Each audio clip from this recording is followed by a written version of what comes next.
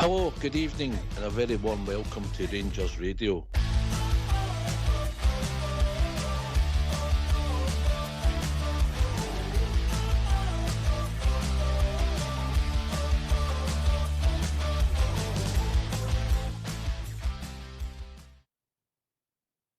Oh, good evening and welcome to Rangers Radio.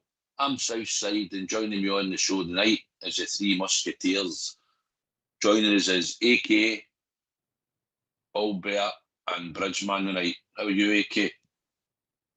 I'm good, Southside. Good evening to you. The rest of the lads there that's on the techie team and everybody that's listening. Albert?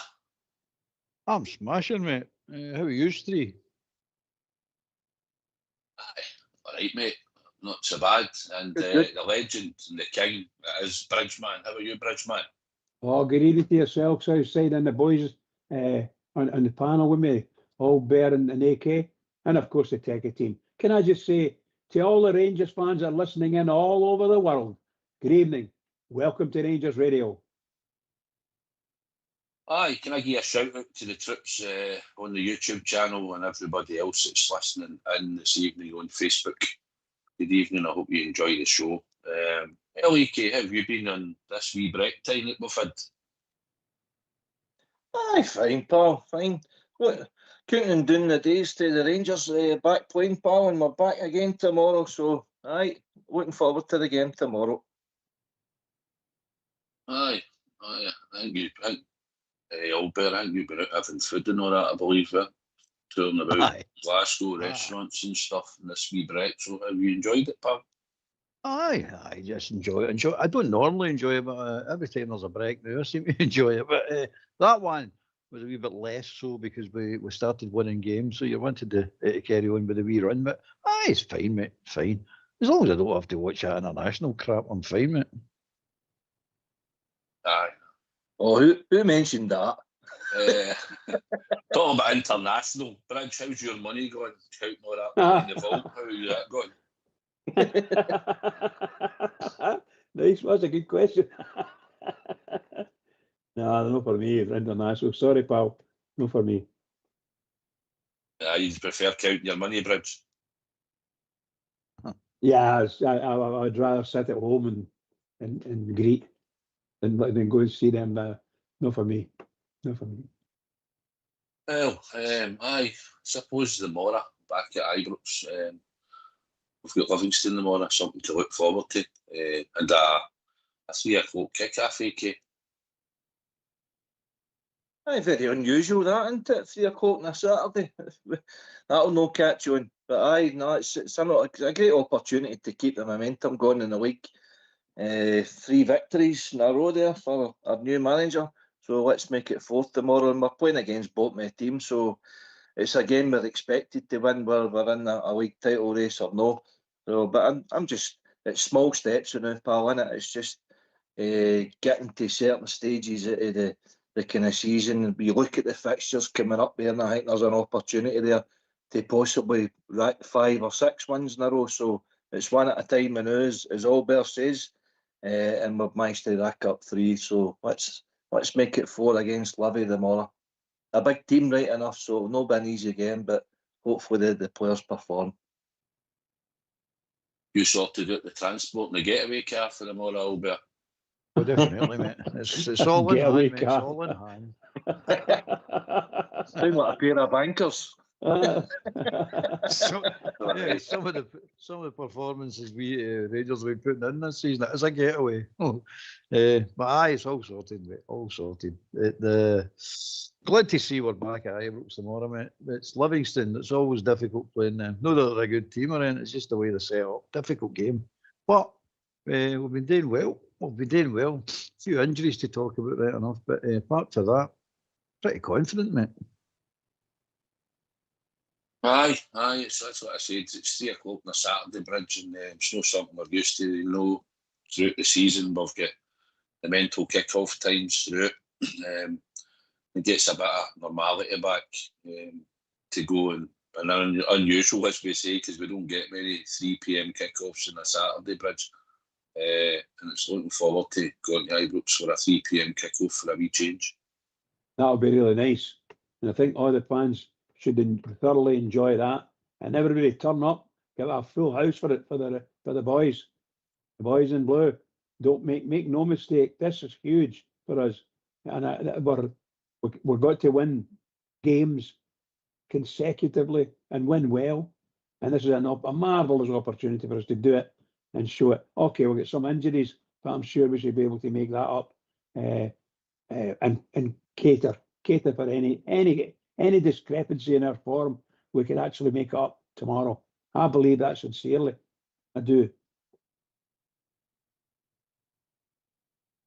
Aye, well, just as we're leading up to that, we broke the manager's press conference down, and we're going to listen to the first part of it quickly, and we can listen to the injury list and what we're going to talk about to some of the players. So, you two guys, Bridge, you can go and get the tea on, and AK can get the biscuits out.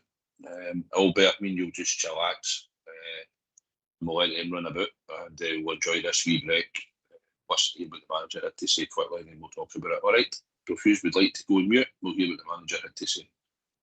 Danny, can we just start with the squad update? John Souttar and Derek Cornelius, I think, picked up injuries on international duty. How are they?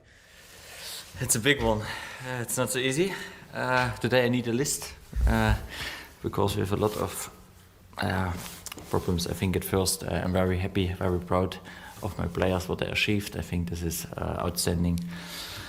It's always fantastic to see this, but then on the other side, before the international break, we had nearly no injuries, and now we have, John is out with a muscle injury. We have to wait how long it means, you never know. Mikey is out with a muscle injury.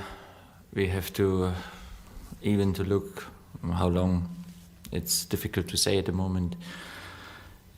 Derek has to go to a specialist again with a muscle injury. Could be a serious one, a big one. Bailey got the injury last week in the training. Muscle injury, will be out for longer. Yusuf is a big question mark. He got a kick. Liam is a big question mark. I think this is so far. Karen, Dishon and Robbie make huge step in the trainings process, but they need minimum one more bigger game before they're really a part of the squad. And Finlay is back after a small injury. Yeah, I think that's it so far. I mean, Danny, that is a long list of injuries after the international break. Just how big a blow is that when you were trying to build a bit of momentum here? Yeah, I'm honestly, when you send your players away in the international break and you start 10, I think last time you asked me how close I am with my starting 11, then you have a little bit of view what could happen, but on the other side, this is football. It happens. I know this because I worked for both sides. For the national team, it's important to have the players. It's always an honor to play for your own country. As a club manager, you always want to protect your players, is what it is. Football happens. I had some good conversations the last couple of days with some other players. I think it's now also an opportunity to step up. Sometimes in this moment, some players surprise you and show. I think it was good to had a good group last week and this week then together. We trained well. It is what it is. It's about solutions, and hopefully we have tomorrow a good solution.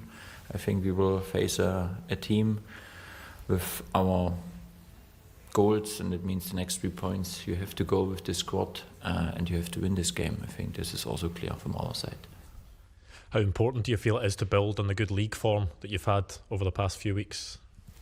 Yeah, crucial. I think after 3 wins in a row, we want to go tomorrow for 4 wins in a row. We want to close, hopefully, the gap. But for this, you need small steps, and it means the next game. Let's try, have a good restart, go with a good result tomorrow, and then we see the schedule. I think December will be busy as well, but step by step. Scott Fry has been brought in as the new set-piece coach at Rangers. How do you feel that will benefit your coaching staff and the team going forward? Yeah, I think it's always the expectation is high, yeah, because when you take a new member on your staff, but I had good experience in the last station in Sheffield Wednesday with set pieces coach. I had good experience in the national team, and for us it was very clear also when I arrived here how should our setup for the coaching team. I think set pieces, you need a specialist. Scott has a lot of passion for this part of the game. I think this is crucial because sometimes I notice the player don't like this to train too much on this part, but at the end it's about 30% of goals are from set pieces. And we worked in the last couple of days on this and the defense and offense to have more solutions and also to have a good structure against the ball. And it takes also, of course, some experience together as a group. But I'm very happy. It was a good process. I think it was about on the one side data to look who's really at the moment benchmark. Then we looked which profile we want to have. I'm always a coach to have different profiles in my coaching team, experienced one, young ones. Then I had some good conversations with different people. And then at the end we made a fantastic decision as a club. I think there was also a race, this is also no secret. He had also an offer from other club. But at the end we could convince him and he arrived and I'm very happy to have him here. Danny, there was a little bit of chat. We know Scott Fry's come in. There may have been another coach added in this international window, perhaps one with a Rangers connection. Is there any update on that? Yeah, I think at first, at the moment, the setup is I'm very happy with my setup. When I arrived, I spoke about to have a former player maybe in my coaching staff, but I must really say Stevie stepped really up in this role from the academy. The good thing is with him, he knows the academy well, he knows the players. That gives us a good link to the academy, and how he act in the group at the moment is fantastic. And it's also the reason why I'm very convinced that we should go with this setup. Yeah, that means not that the door is closed or someone else. This is still part of our job. We are looking for the market and we look what makes really sense. But I think I said this a couple of weeks ago as well, it's about content. And at the moment we have great profiles in my coaching group. And at the moment, I enjoy the work with my staff. You obviously threw that extensive injury list. How big of an opportunity is this for potentially players like Emmanuel Fernandez to come and really grasp an opportunity in the side? Yeah, I had these conversations the last days and also with Manny to give him also the feeling that I think everyone is waiting in football for this opportunity, and if this opportunity comes tomorrow, then he should take it. We have also Clinton, Duchon comes then back. I think we will have some solutions for this. But of course, football is about be ready and perform then at the right moment, and you never know, sometimes you have a story. I had this in the past as well. Some players, they are a little bit out and then there comes a moment and they perform well and then are in the game, and I think this is what I told my players in the last 4 weeks. I think you saw also my lines up, there was always a little bit of rotation. You need everyone on the page, and at the moment I'm comfortable that we can close this gap for the next games, but of course we hope that the injuries come as soon as possible back. Why don't you give us a call on 0141 356 1972. It's your show, it's your platform. Let's hear from you.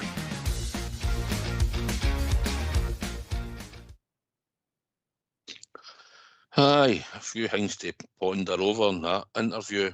AK, obviously there's quite a few injuries, but the main three that have been probably starters, and four probably Chimiti of late, but Moore, Suter and Cornelius seem to be three big ones. AK. Aye, that's disappointing. Obviously with the internationals and that during the week, Suter get injured in the warm-up, So I was kind of expecting that one. And then we heard Cornelius only lasted about half an hour in his game with Canada. I wasn't expecting Mikey Moore, Jermiti, Kelly. I don't know how Kelly's injured. He was sitting on a bench.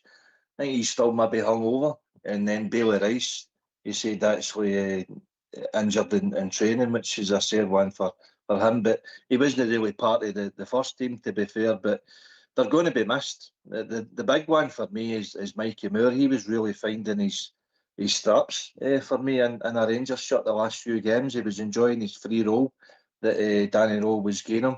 So we'll miss his creativity up front. But it's obviously it's a headache there with no having your usual centre halves in place. But it's an opportunity there now, mate. I was saying to Bridge here before the show, if Fernandes doesn't get a start now, we've wasted £3.5 million.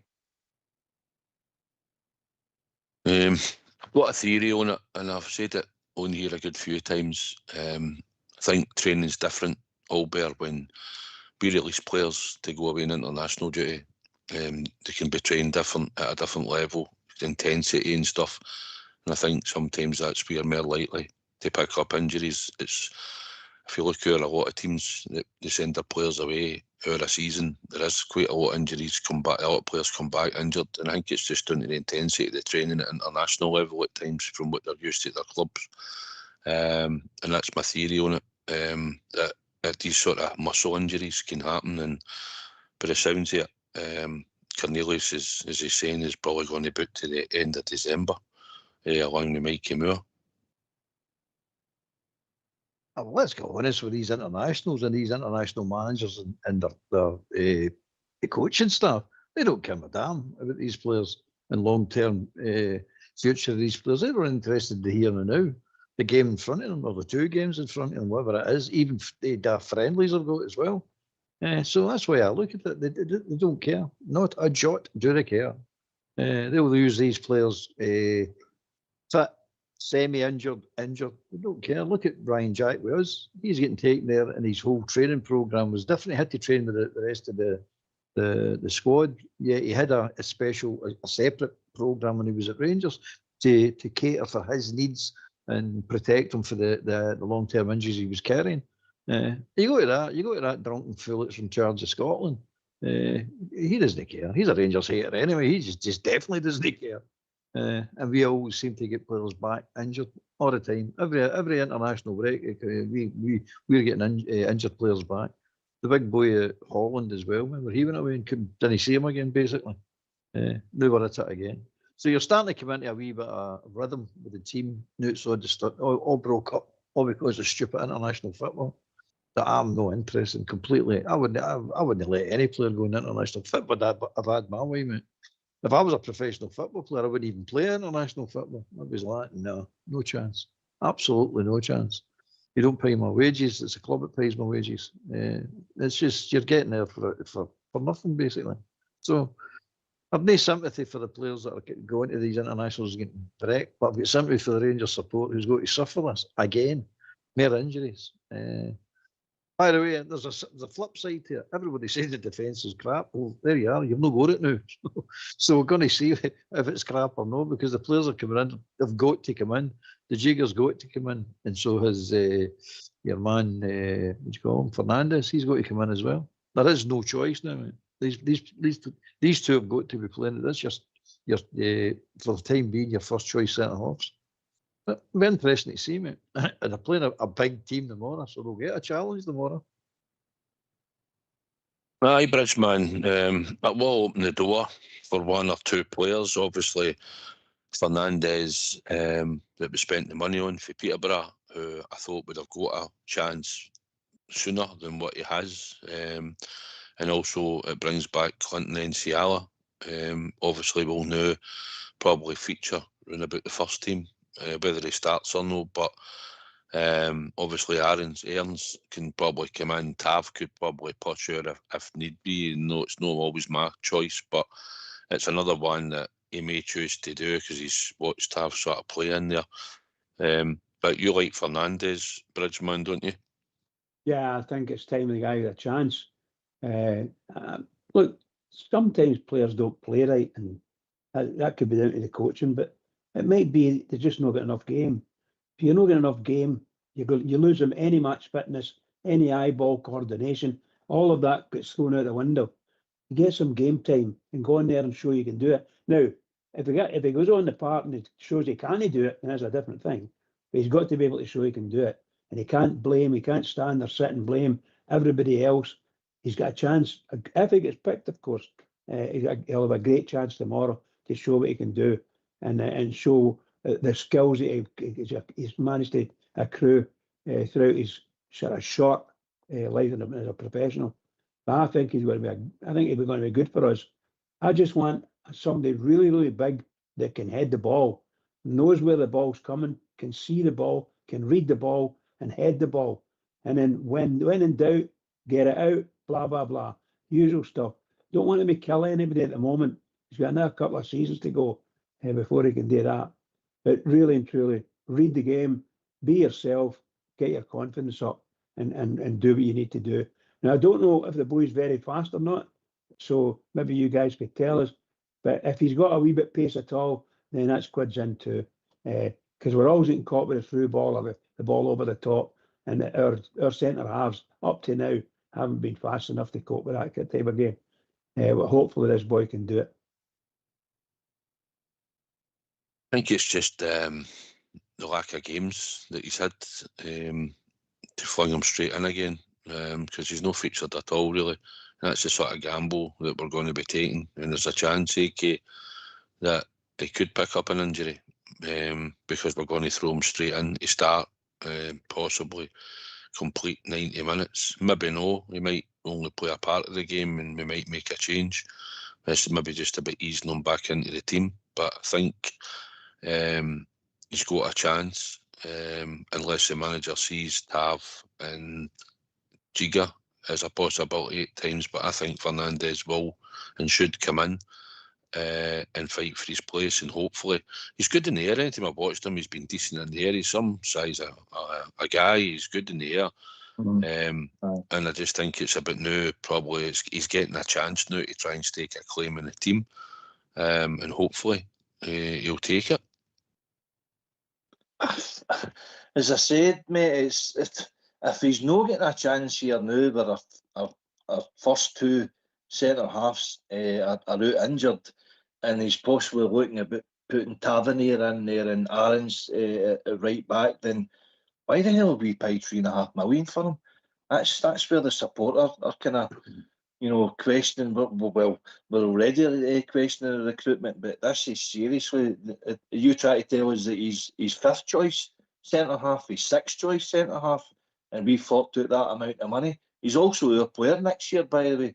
We'll send Darren's back, we'll send Cornelius back, Ziga back, but he's stuck with us for next year as well. So if he can't come in and play against Livingston, it might suit him tomorrow. The only game we can base it on. I remember, I think he started against Arloa a couple of months ago in the League Cup. He actually scored that day, but he's a big boy. That was the thing that stood out to us right away. I was quite close to the Rangers team warming up in the West Terrace that day with my mate, and it was just the sheer size of him. As I say, he scored that day, so if he can't come in against Livingston, then there are big question marks about how we bought him at all. So I think this is a perfect opportunity to throw him in there.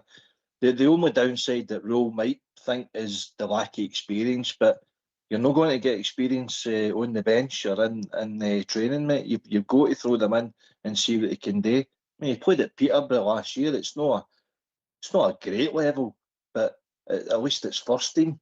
You know what I mean? So we really need to have a look at him. Or, as I say, you get back to why are you spending that sort of money in a project player in the first place? You should be first team ready. We're nearly into, we're into November now, well into the season. Why is he not ready? I'd throw him in there. And if we don't like what we see, he can always change it then, can't he? He could maybe bring Aaron's on and put Tavernier in there and jigger it about. That's a good thing we've got in a wee bit. I think Southside is just, you've got players there that are, competition for places. So, aye, Throw him in for me, that's what I say. Played against St Mirren. Plus we've got a new, we'll probably talk about it later on, but we've got a new set piece coach as well at the club. That might help some of these players for corners and free kicks where we've lost goals. But he played against St Mirren there just about a month or that ago when he was caught out between him and Suter. But apart from that, I'm looking forward to seeing him. I think Carneli's out the three. If you talk about Suter and Carneli's been out, I think Carneli's has probably been better than Suter of late. I think Suter's been pretty poor over the last wee while. Albert, I don't think he's been great at all. I think Cornelius has looked okay, and he looked okay when we moved him into left back position in a couple of games as well. But I think he will be a big miss. He gave us a bit of balance on the left hand side, and because we've got him on loan, we have you to buy at the end of the season. It was giving us a chance to get a look at him, but it said he's got a serious injury, and he's looking right, like you said earlier in the interview, Daniel, that it'll probably be the end of December. Possibly before we see Derek Cornelius come back. Well, it sounds like to me it's into next year, sometime next year you'll see him. And if that is the case, it's another waste of money. It's just one of the things. It's an injury. You don't know when these are going to happen, but it's just another waste of money. At the end of the day, I quite like Cornelius. I thought he was not too bad. I think he's brilliant, but I think he's not too bad. And I think I actually prefer him more at left back than I do centre half, to be honest with you, mate. But he's an experienced player, so that's the big thing you're going to miss, the experience in the back line, because it was just starting to settle down a wee bit. Nothing brilliant, but settling down, a couple of clean sheets, and you're thinking yourself like, okay, right, we can concentrate on another part of the team now to improve in January. But now we're back to square one again. It's centre halves. Here we go, centre halves.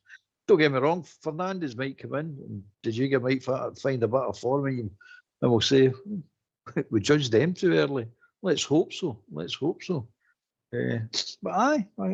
Cornelius, I was thinking at one time, I hope they sign him. I think he's not too bad, but there you go. He seems to be injured. He kept many games as he went off with a knock, and since he came to Ibrox. So I mean, there's a few games now. It must be 3 or 4 games he's went off. He's never finished the 90 minutes. So he might be just one of the players. It's the slightest note he takes an injury. But anyway, we didn't like that last defence. We've got a new one now. Aye, well that's it. We can start afresh again. Like we said, we'll touch on the goalkeeping coach shortly. The goalkeeping coach stroke set piece master that we've signed, Scott Fry. We'll touch on him as well. But I'll tell you what, Dave, I think it's about time we got the phone lines open. So let's hear from you. Why don't you give us a call on 0141 356 1972? It's your show, it's your platform. Let's hear from you.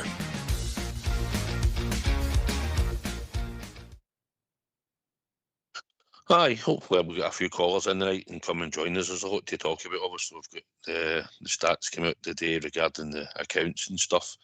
And obviously, we've got a big, long injury list. We've got a new set-piece guy coming in, or came in to join the club, who's, by all accounts, has got no bad record. Responsible for 30 goals out of the 64 games. Or the 64 goals that Lincoln scored last year, Bridgeman.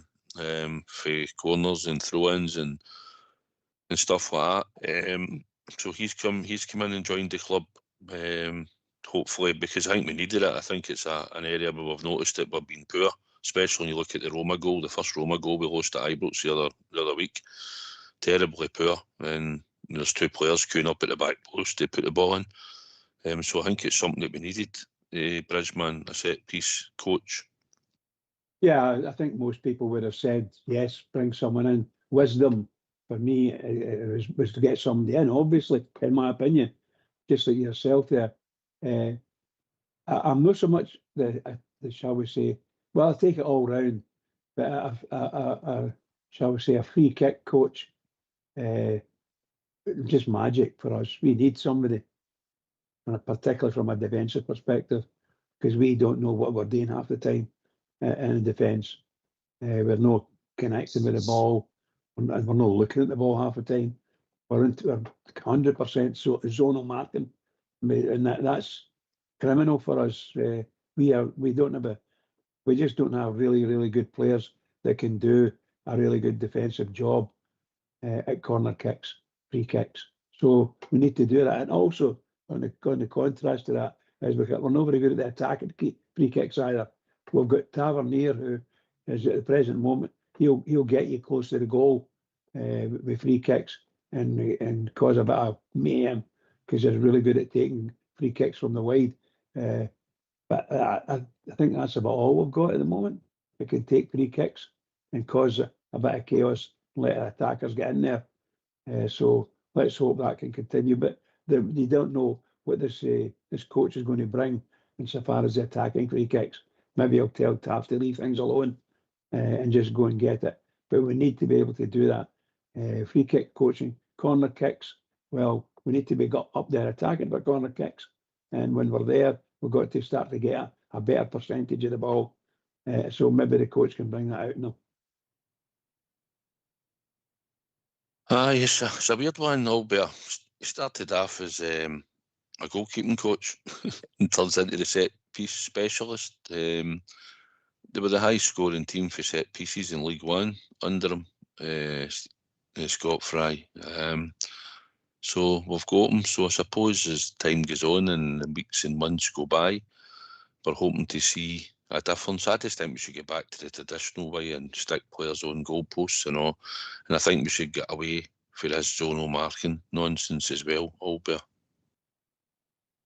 Well, let's be honest, we're woeful at set pieces, both boxes, mate. Absolutely woeful. If we'd have signed a long jump coach to do the set pieces, it'd be better with him than what we've actually done the last 2, 3, 4, 5 years. We're woeful, mate. It's just woeful.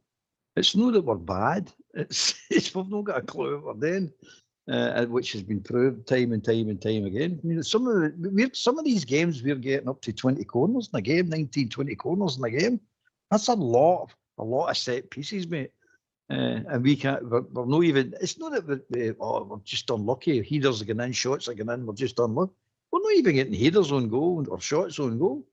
We're creating absolutely nothing for it. Very rarely. Occasionally we score for a set piece and then we all go, oh, look, we've solved it.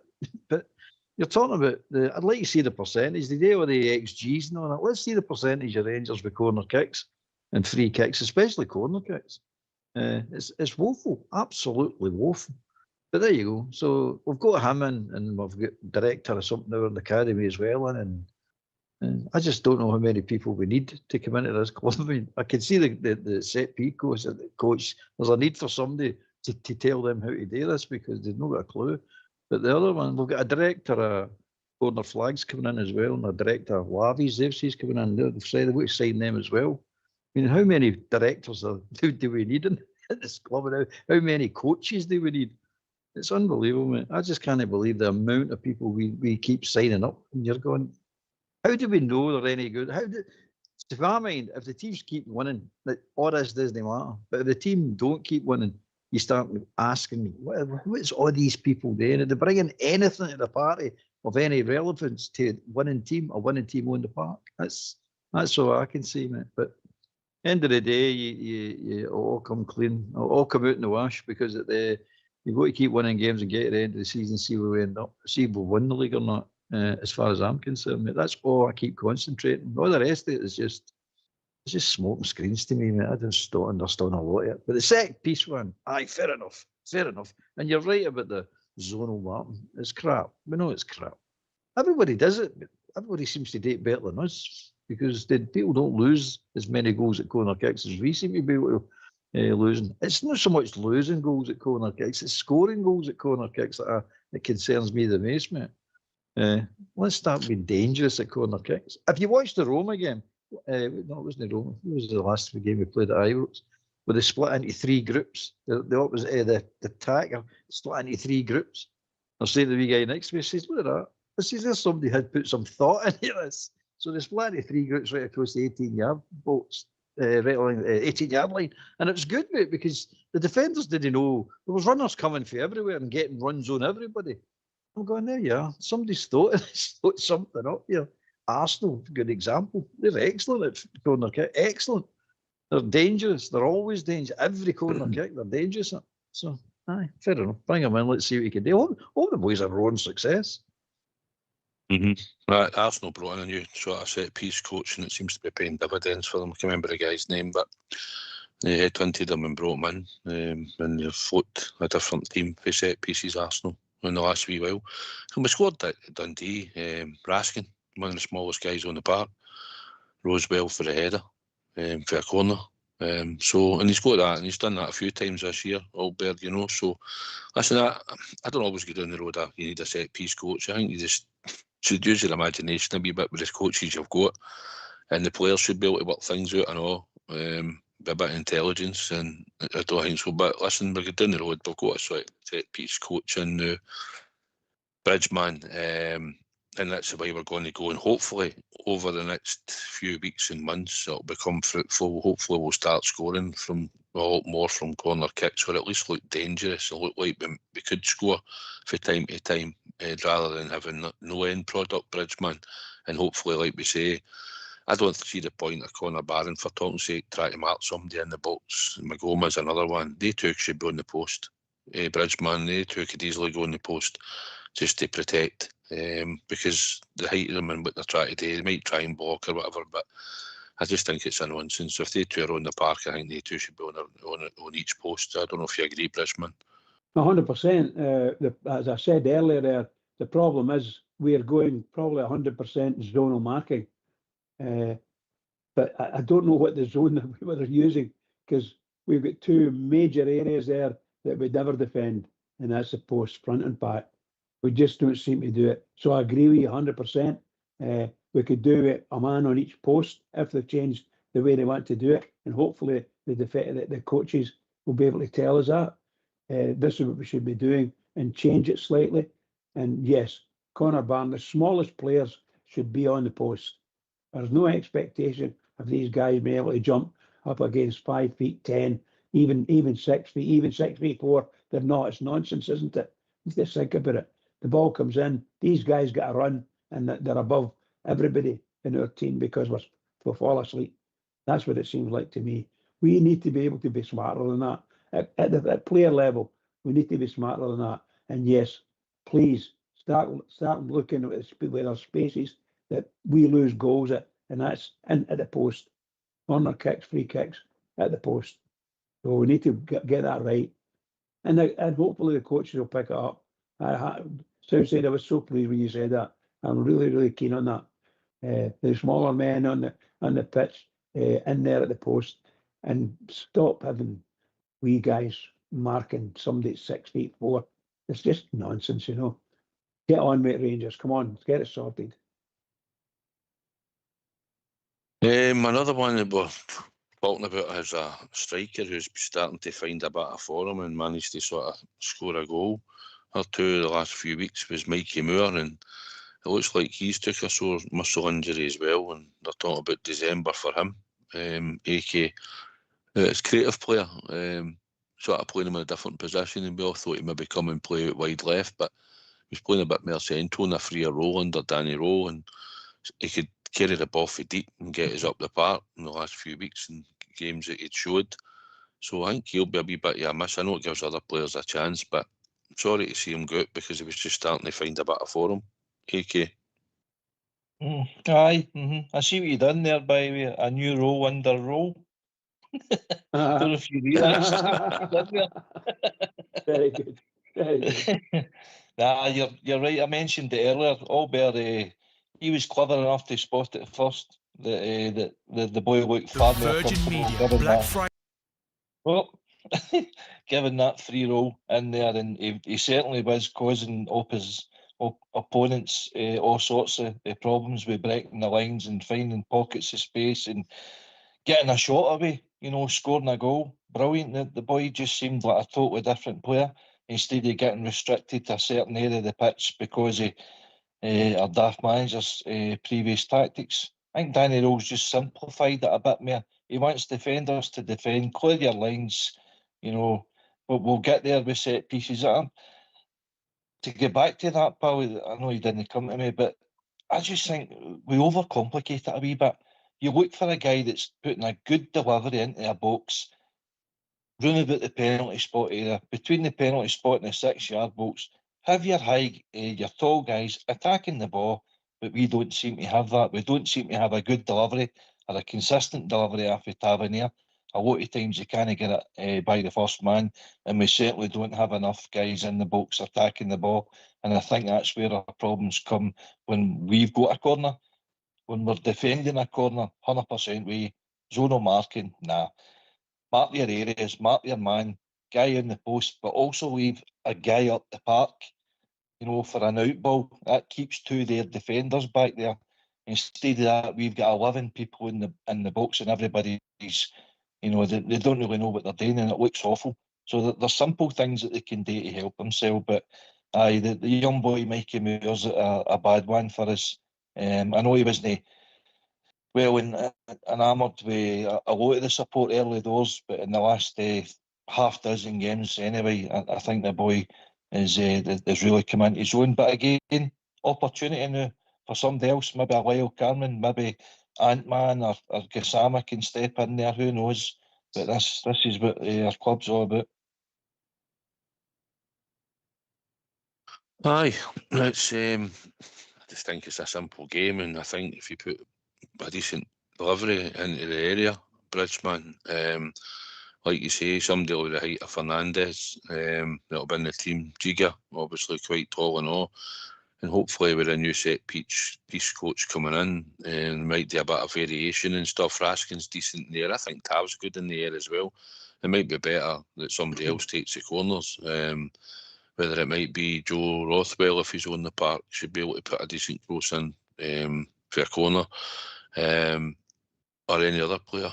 Samiti obviously as well, if he's on the park's over 6 foot. And I think it's something that whether Tav keeps taking the deliveries and keeps staying what he's doing, or we change it up a bit. It'll be interesting to see going forward, but I don't think Tav should be the guy that takes every single corner. And I think if you probably put him in the box, he's got a decent leap in him as well. It might be another advantage that we could have, rather than having him crossing it in all the time, Bridgman. Yeah, I agree with you there. The last thing you said there about Tav, he's not bad and not a bad header of the ball. Or he's got some height as well. He does successful at it at times, and I would like Tav to stop taking the corner, all the corners and free kicks. We need people who are out, the guys that are out wide, to be able to take a corner. If they're playing in the left, then they should take a corner to the left. The guys that are playing there, not Tav. He's got to travel across them 50 yards just to get the ball. So I'm not keen on that. But there's no doubting, as I say, his delivery is sometimes quite exquisite. So we need to have somebody on each side that can actually take a corner kick and put it where it's needed. But forgive me if I just say this, if you've got Chermiti up front, he's 6'3", 6'4". You've got DJ, he's something like 6'4" as well, and you've got Fernandez, he's 6'5.5" or something. So you've got 3 big fellas. We should be able to say, here we go, put a ball in there, and one of these guys might get a chance to put his head at it. And if they do, they can create havoc and maybe even score direct from the corner, from the header, and they cut from a corner. We need to be able to do that and let these guys do what they need to do.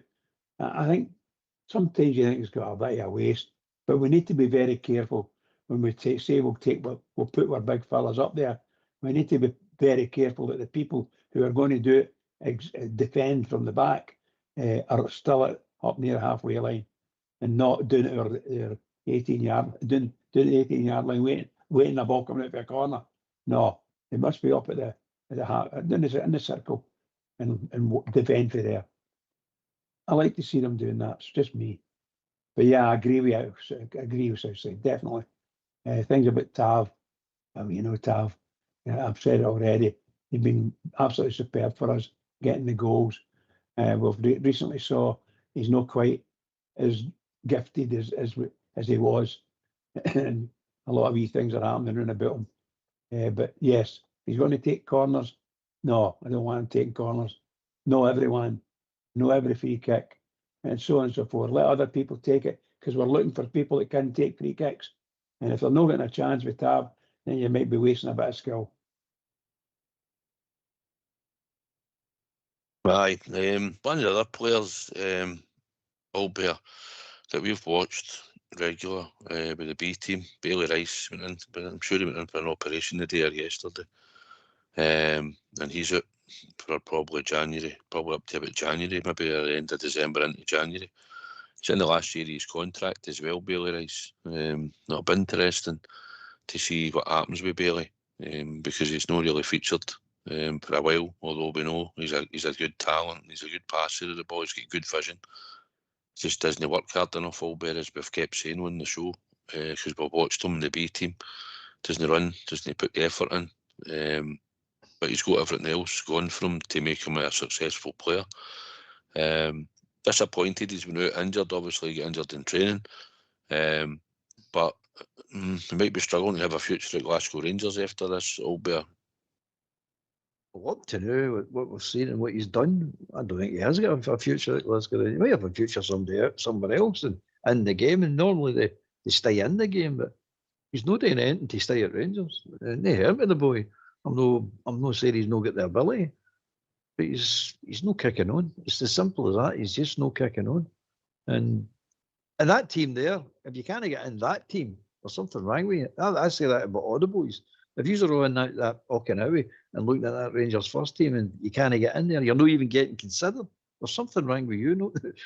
Because this is the easiest Rangers team to get into. Because if you think you're no better than some of these players that are actually on that first team, well, something wrong with you. You shouldn't be Ibrox, as far as I'm concerned. And that's what's happening with them.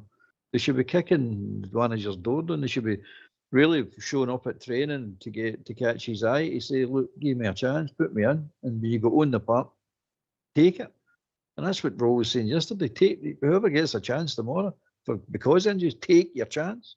But Rice is one of the ones that just he seem to want to take his chance. Too laid back for me, and he's no a modern type football player. The efforts. That's just a prerequisite to modern day football players, mate. You've got to put the work in, and he doesn't seem to want to do it. I don't know why. He's got the passing ability. He's got the vision, as you say. He's not got the attitude. He's not got the right attitude, and he's not got the desire that I can see. Probably the nicest boy in the world, and I'm probably know what I'm talking about because I've never met the boy or spoke to the boy or anything like that. So you don't really know that side of him, but. I see him on a football park, and he doesn't look if he's busting a gut to me. He looks if he's going through the motions and he wants to play the Hollywood passes. Oh, great stuff if it comes off. But it doesn't win you leagues. It doesn't win you matches, which then turn doesn't win you leagues. Leagues are, you've got to grind leagues. I know that. And it's hard work to do it. That's the first thing you need to do. And everything else that you get in your football career, follows for that. And he's no got that. But as a few of the other ones have no got it either. Anyway, don't want to put a big guy doing too much, but that's what I see. No, it's effort, Albert. We've watched it and we've said it, and even when Clement was manager, if you remember, we watched him down at Capello a few times. And I said to you when I seen him at Capello, I said that boy will never get a Clement team. Doesn't work hard enough to get a Clement team. I know, but like you say, his vision, his passing, I mean, he can hit a 40-yard pass right onto your foot. We watched it. His vision, his ability is second to none. He just didn't work hard enough, is what I thought watching him. Conor Barron works hard, but he's not got anywhere near the vision and ability that Bailey Rice has got. But the fact is, Conor Barron can get himself into that Rangers team, but he doesn't possess the ability. And I know people about there saying, well, Bailey Rice never really seen it, and a lot of people haven't seen it. But when he does hit the 40 and 30-yard passes and his passing's good, if he worked as hard as Conor Barron, he would be a standout in that Rangers team. Like you say, he'd probably walk into it. But for me, he's going to take this long-term injury now, and it's going to keep him out up until probably Christmas or into the new year, by the sounds of it. And then he's down to the last 6 months of his contract. So I'd like to think Rangers would offer him a contract if Danny Role sees something in him that he's maybe seen in the last wee while and thinks I could maybe make him into a player. But like you say, it's down to the player first and foremost to show the right attitude and desire and that, and then it's down to being able to play in the first team. But I think he's got the attributes to be a really good football player. But as we say, he's took this injury and he's going to be out for quite a while now, AK. Hi, well, listen, it sounds as if Bailey Rice has got all the ability in the world, but if his application and his attitude isn't matching his level of ability, then he's never going to make it in the game. And we like to consider ourselves a big club. It doesn't matter the level of ability that comes into our club. I mean, even going back to Laudrup and Gaza and all them, they were considered luxury players, but they worked their socks off for the benefit of the team. And Walter insisted that they worked their socks off as well, because you don't win any games as an individual, really, unless you're really outstanding. And Bailey Rice is nowhere near that. So, as I say, you can't rely just on your ability alone. You've got to work at the game. Your classic examples, your Lewis Ferguson.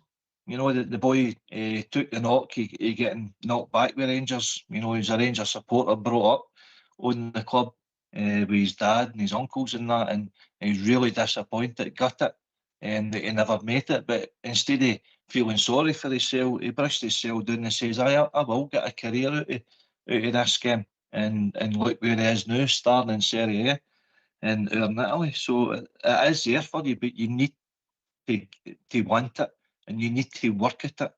There are plenty of examples over the years. Gareth Bale, another one.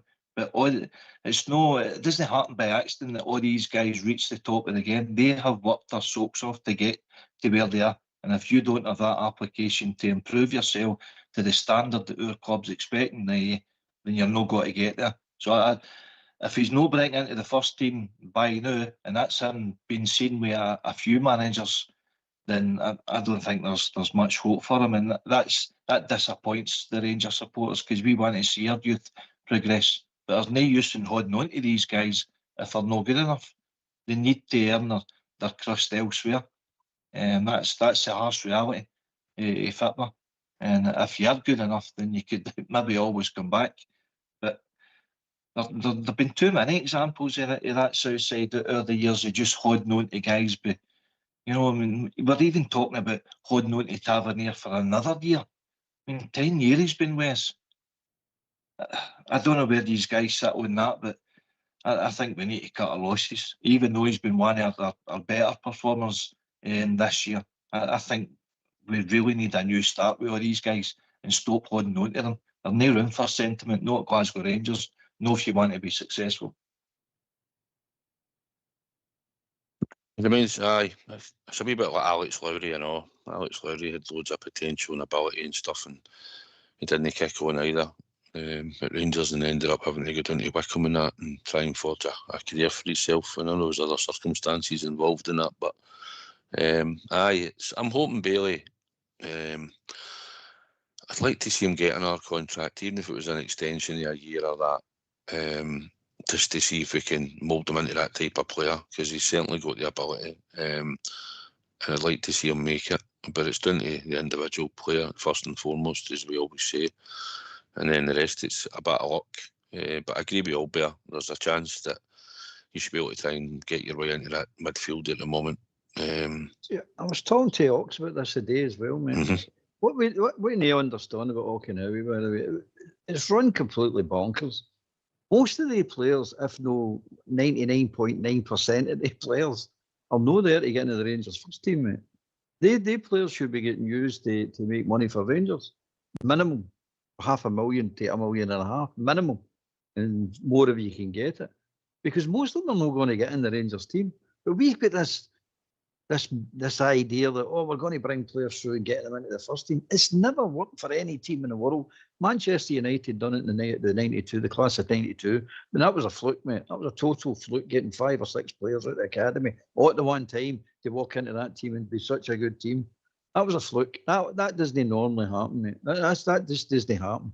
But we seem to think, get it in our head that, we're going to do a conveyor belt of talent, get into the Rangers first team. It's never going to happen.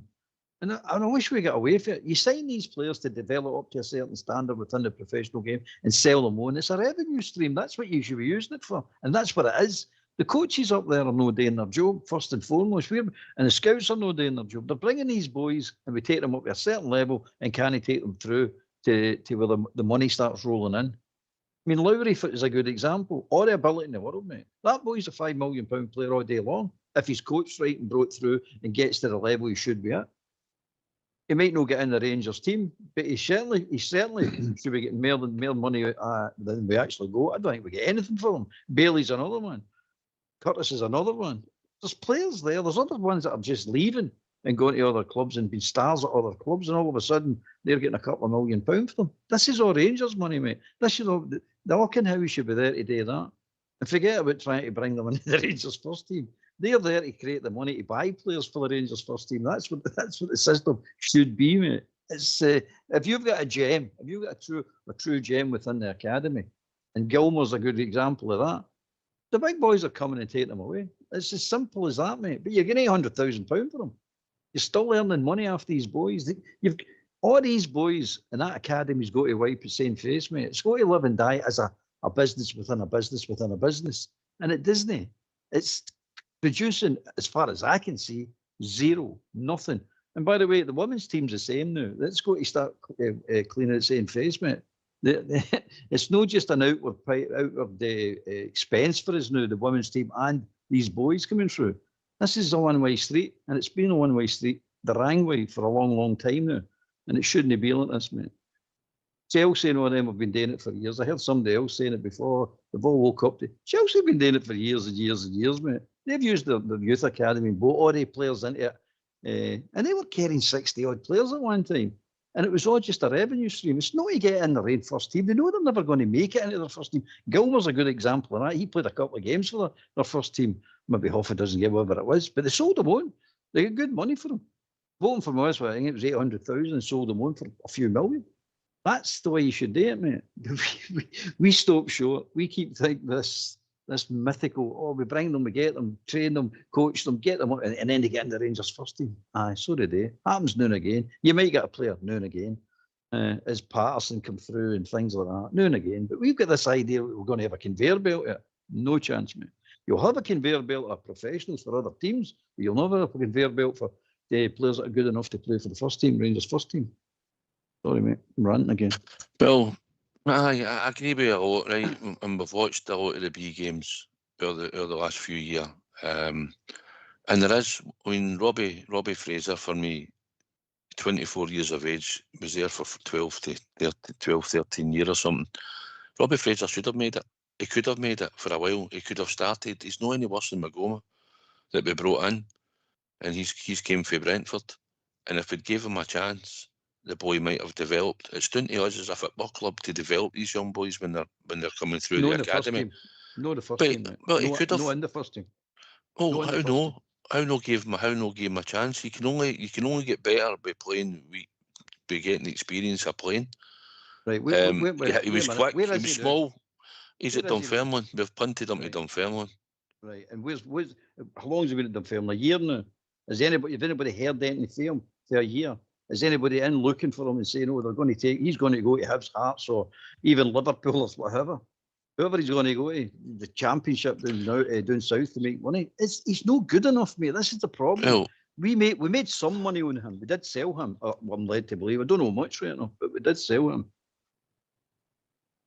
Right. Anyway, we're going to go to the tune. We're going to play this tonight. This comes out the Rangers Soul. This techie team want to play a version of a tune tonight. You can get it on Spotify or on YouTube if it's your type of music. So if you would like to hit mute, we're going to hear the tune.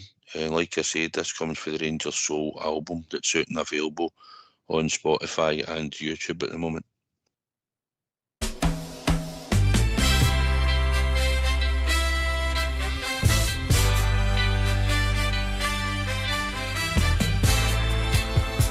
The famous RFC,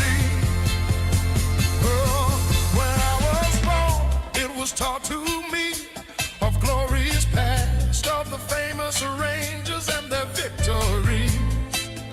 It was strong as strong can be. And when I grow old and all my sons will be like me and follow the greatest club in history, yeah, the famous RFC.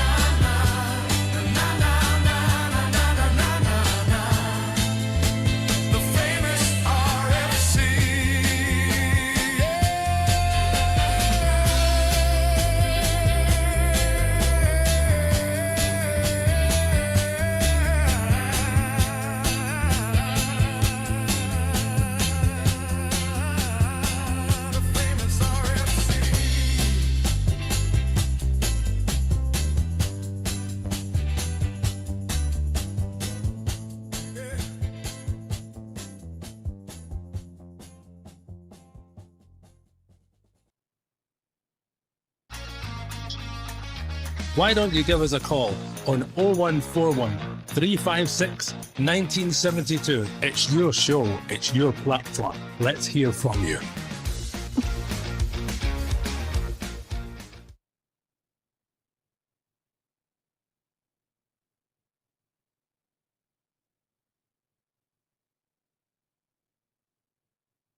Everybody back in. How did you enjoy that, old bear? Wins. I was going to say, Big Stevie and Myra were dancing about the living room there to that version, but I think I would prefer Barry White singing something else, man. That was, blame the techie team for that. If it's your type, you'll get it on YouTube and Spotify, but you've just killed my version of that, Fox, man, so you've just killed it. What do you think, Bridge? Southside, did Fox say that was soul? Aye, soul. Was it arsehole? Oh, I don't know. I need to go to HR on Monday. I think you should just send them to HR on Monday. What do you think, old bear? No, definitely, mate. She ran away and come back in with a rara skirt on there, man, asking me to dance. I says, oh, gives a break here, man. This is no right. This is no right.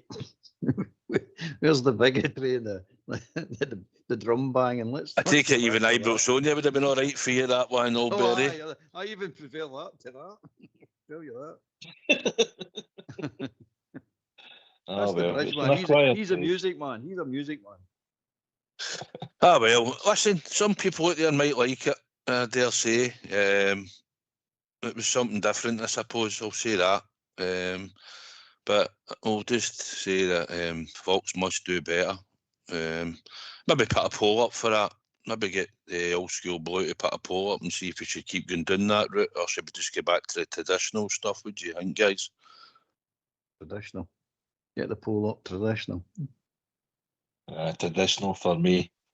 Shirt and tie and brown brogues.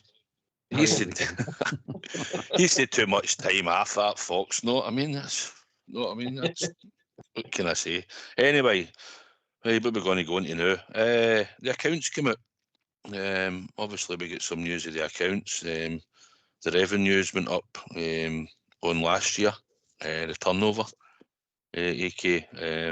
Last year we had 88. I think it was about 88 million in the turnover. and we've managed to get it up to 94.1, which is about 6 or 7% extra, which is quite a bit, actually. I know that was probably to do with getting to the quarterfinals in Europe and that, and obviously a lot of the revenue comes in for match day, but it's an increase again in the turnover, AK.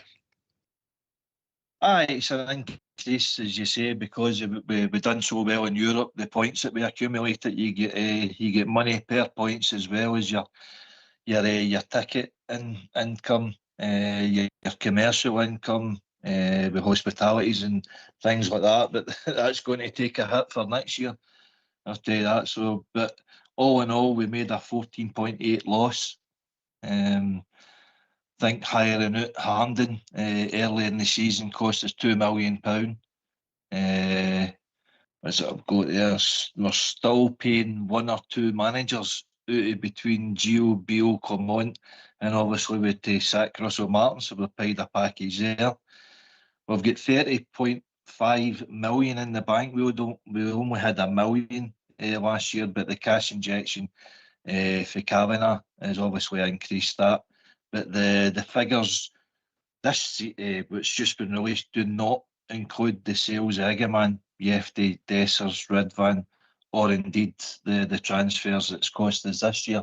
So the figures next year will be interesting, and I wouldn't expect to make a profit next year, particularly with our outlay wages. I think they've increased a fair bit, plus obviously the transfer fees for Chermiti, Antman, Gassama, Asgard, etc. You know, so the wages have come down, mate. Well, I think they've went back up again though. They came down with these figures. They came down with these figures. That was under Clement, but they've increased again. There's one litmus test here, by the way. The figures must be good, because the AGM, the annual across the city, the annual Gers meeting across the city ended up in chaos. So the figures must be good. Aye. Boo. You don't need the red cards come for, by the way. They're no used to getting red cards. The referees have been turning up, must have turned up at the AGM. But listen, the wages, and obviously we've got an outlay of the new players that we've signed, but you'll have the money for Egeman, Jeffy, Dessers and Yilmaz probably into next year's accounts. And obviously we've outlaid, so I would think probably by the time you dress that money up to what we've shelled out, we'll probably be about even in by next year, and that sort of money spent and money out. Obviously we'll go in January, and I imagine we'll maybe even get a couple of loans in. Whether we get players in signed, I don't know. If there's ones available, we'll be looking at on pre-contract. Then we might look to get a deal done and get them in the door, give them 6 months, and then they're ready for the start of next season. They know what it's about and they're ready to go. Because January is always a hard time to get players, but maybe somebody like Matondo, getting him out the door and getting him off the wage bill in January would be a big help. Kieran Dill, another one who's probably not going to feature under Danny Rowe either in the long term, is another one that we probably have to get out the door. And there is a few round about the club that we need to get ready. I wouldn't even mind in the summer if we get rid of Diamandi, because I think now he's fell off a cliff. You've still got Davis and Cifuentes, no, then we get ready as well, mate. I think the Cifuentes no go. They're only out in loan. I don't know if Cifuentes loan. I think he's out in loan. No, obviously if the deal's only completed that, that's other ones that we have to. There's another one. Well, he's been out injured. He's just coming back. I think he was actually back in training, I think. Big earner. Possibly, aye. He possibly is. Oh, he is. Yes. He's a 25 grand, 30 grand man.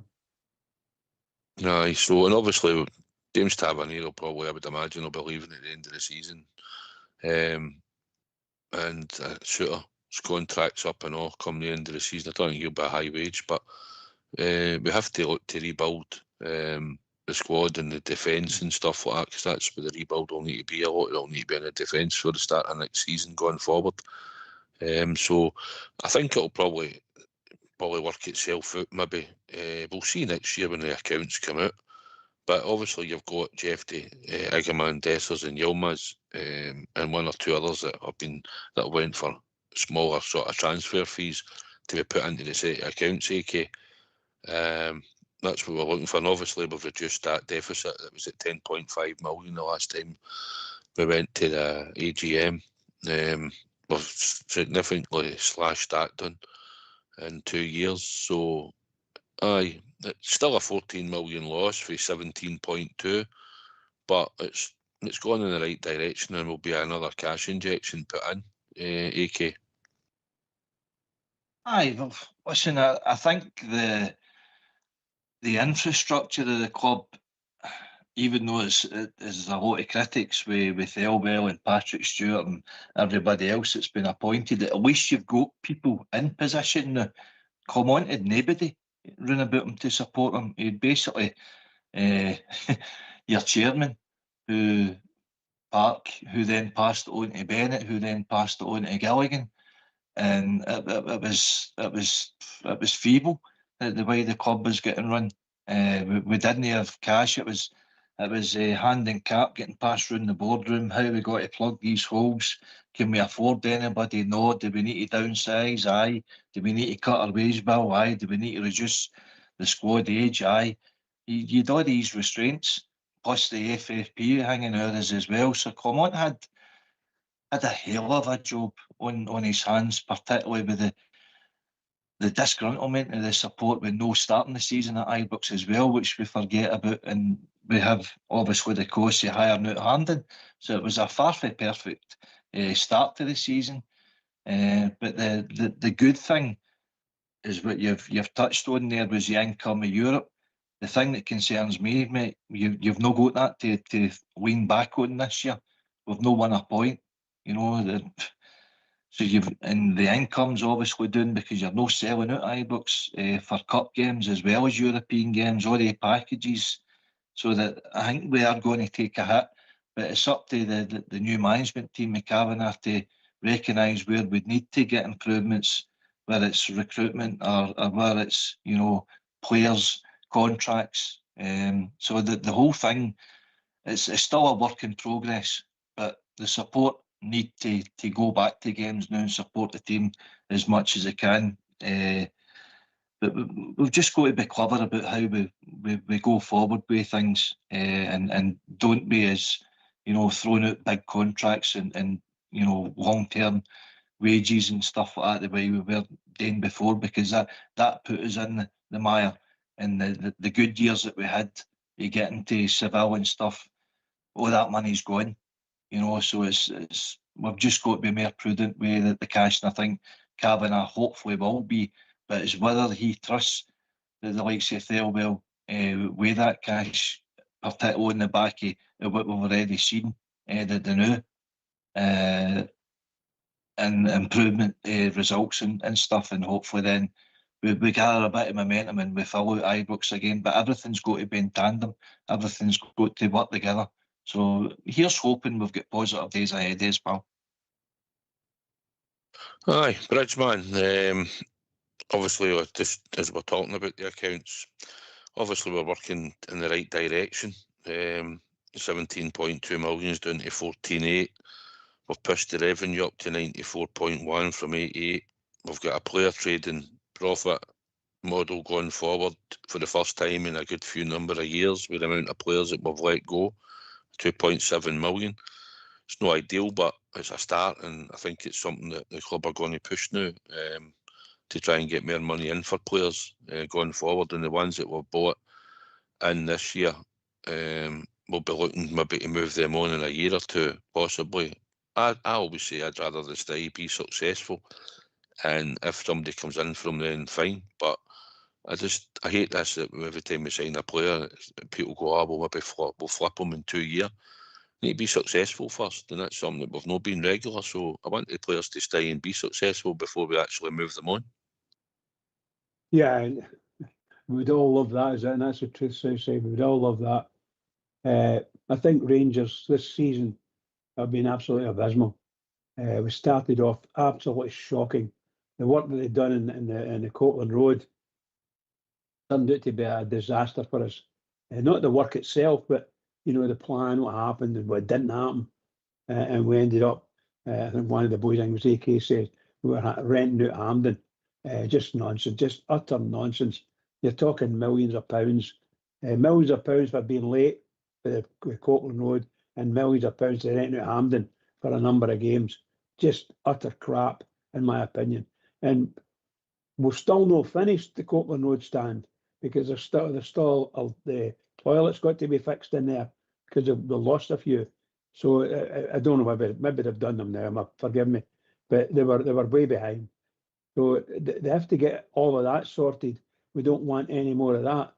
Now that could have been leaked in. All that could leaked in for this season, and the turnaround is pretty poor. Cash wise, obviously we're not getting cash in. As you've all said, you look at the crowds. You start off well, and all of a sudden there's people just begin to hate us. I mean, our own supporters, we hate each other for whatever reason, and we're not appearing. We're not getting the grand full houses we deserve. Cup games, which is if you're not going to get 35,000 at Ibrox, then it's a bad day. It's a bad day. We need to be getting that 35,000 of ordinary guys, and if there's a good team we're playing, it'll go up and up. We need all that to come back and be good. I don't know how we're going to do it. In all honesty, Southside, I don't know how we're going to do it, but that is a big part of it. Is the management at a board level, on the previous regime, of course, not this regime. In the previous regime, was abysmal, absolutely abysmal, and they lost us a lot of money and a lot of kudos, and a lot of fans not wanting to come and see us, and they showed that through the season. So I hope it gets better this year, and the fans come back in their thousands. Come back, fill the stadium. Come on, Rangers fans, just fill the stadium, and everything should be better as we go forward. We need to play football. We need to score goals, obviously. Please score goals. That would be better. And you'll fill the stadium as well when we're doing well, but at the same time, sometimes the pricing's got to be according to suit people. It's dear enough to go and watch your club week in, week out, home and away, and the price that we pay for our season books, you pay for your cup games, and then the European package at Ibrox, I think it's pretty poor. I think over £40 a game is pretty disgusting, to be perfectly honest. And I got a thing in the day which I was going to touch on. Rangers sent me a thing in for the flight. They're doing a hospitality, or they're doing a package for the Ferencváros game in Hungary, and they've got a flight going out, and they've done it recently, but hadn't done it for a long time, and they're doing an overnight to Budapest. A hotel is not included, and they want £529 per person. Right, I know the trip's booked, and it's booked for a lot cheaper than £529 to go to Budapest. The best one, I thought, and considering it's near Christmas time and all, you could have your lunch with Barry Ferguson. And if you want your lunch with Barry Ferguson and this same package and an upgrade, Albert, I know you'll be able to afford it, Bridge, you've been a pensioner, because you'll go a few quid, but Albert, £950 per person. I mean, but where's the reality here? Is it just me? Reality? No, wait a minute. Who's the pensioners who got a few quid? See the way we talk here, the way we're talking, we contradict ourselves here. 1 minute we're talking about we want to hold players, we want players in the team, we want better team to bring the crowd back in. That costs money. Then the other day we say we don't want to pay any more money. So where does the money come from? The one thing we need to realise with the figures today, we've not even kicked into gear yet, mate, with the 49ers. We've not even started yet. That's yet to go to kick into gear. And once that kicks into gear, you'll see something different. The one thing, if you're one of the HOD players that you were saying there, Southside, and for a few years we build a team, the whole of Scottish football needs change to do that. And if you get enough Yank owners within the league, it will change. They will change it. So that's what I'm hoping for. I'm hoping for more Yankee boys to come in and take more of the clubs over. Then you'll see a completely different game altogether, a completely different package. It's value for money, mate. The Yanks will always give you value for money. That's their criteria, mate. They'll charge you dear, but you'll get something for it. Whereas the moment, you don't get anything. They just keep charging you dear and you don't get anything. In fact, again, I was talking to Ox again the day about it. What you get is you get but Saturday we'll go to the game on a freezing cold day. We'll turn up there. You'll see, have a wee chat outside the ground. You'll get and sit in a cold seat. You'll get an overpriced burger, an overpriced hot dog, and an overpriced crap drink. You'll get and sit in your seat. You're not allowed to sing certain songs. You're not allowed to smoke. You're not allowed to drink. You're not allowed to swear. You're not allowed to do anything. Then when you finish that, get out the stadium, bugger off, and finish with you now. Lock the doors. We'll see you next time we're playing at home. That's the Scottish football experience, mate. In a nutshell, it's crazy. It's crazy. What it should be is Ibrox should stay open as long as the pubs are open, mate. And there should be facilities within Ibrox you can use right up to that time. But sit with your mates, a restaurant, a bar within Ibrox. The bookies are still opened in the stadium. Well, why are we shutting the stadium down? You've got your crowd, you've got your custom already there, and then after the game, we let it all scatter into a freezing cold night or day when the rain. It's probably raining because it's mostly raining in Glasgow anyway. But and let them all disperse all over the city, hit the streets and scatter all over the place. You've already got the custom there. Why are you not setting up value for money? Why are you not setting up things that they can actually enjoy for the whole day, not just part of the whole day? But that'll no change in Scottish football to the Yanks take over, mate. They've got to take over and get rid of that cabal up at the SFA and the idiots running SPFL. Get rid of all these clowns, mate. This all starts with the team on the park winning games. Of course it does. It's always going to be that way. But that's the reason we really go to the football. But it doesn't mean you can't have a better experience. Aye, it'll cost money, but it'll be certainly going to cost a lot more money. Talk about experience, there's our good friend Billy's in. Billy, you fancy an upgrade? And we'll have we'll have lunch with Barry Ferguson in Budapest for 950 quid. Aye, no bother. Who's supplying the drink? Albert? Aye, I'll buy. It's a free bar, mate. It's a free bar. The free bar you get out duty free, just rob it as normal, don't you? Well, I wasn't want to get down that road, but hey, you know, that's it is what it is, as they say. Should you have said that, should I? The supermarket sweep. Oh, dear. Aye, good, mate. Good evening, anyone. Good evening, everyone. Is what I meant to say. I was just listening earlier on there, mate, right? There are a couple of things I want to talk about, right? First, we know Big Suitor's obviously been injury, out and in with injury, right? And I heard AK saying he'd obviously when he was getting warmed up for Scotland before the game, he was probably got to start in the starting 11. Then he withdraws with an injury. And then we hear it's a muscle injury, right? Now, this is a strange one for me, right? If he wasn't fit enough to play the 90 minutes for Scotland, right, and the Scotland medical team deemed him to have a muscle injury, right, I'm not saying you can't enjoy yourself, lads, right? But I don't know if you're any are aware of this. Seen that Scotland dressing room? It was all social media, Twitter and all that, right? All the players, the Scotland players are all jumping about. And who's right in the thick of it? John Souttar. So, if he isn't fit enough to start the game, right, and bear in mind I said he is allowed to enjoy himself and celebrate the moment, I totally get that. I'm not knocking him for that. But what I'm saying is, why is he jumping about a dressing room if he's injured? And then he comes back to Rangers and he's injured. And he's out for we don't know how long. Make that make sense. So the Scottish football medical team should be aware of that situation, and Rangers medical team should be challenging that, as far as I'm concerned. What's your thoughts on that, Ian? No, go to AK. I give me a right easy one. You evening, Billy. Aye, good evening. Cast your mind back, Billy. John Souttar delayed an injury to go away for Scotland with 2 bounce games in the summer, knowing full well we were expecting a new manager to come in.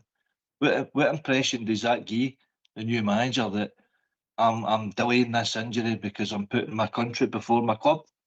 That's what it looked like to me.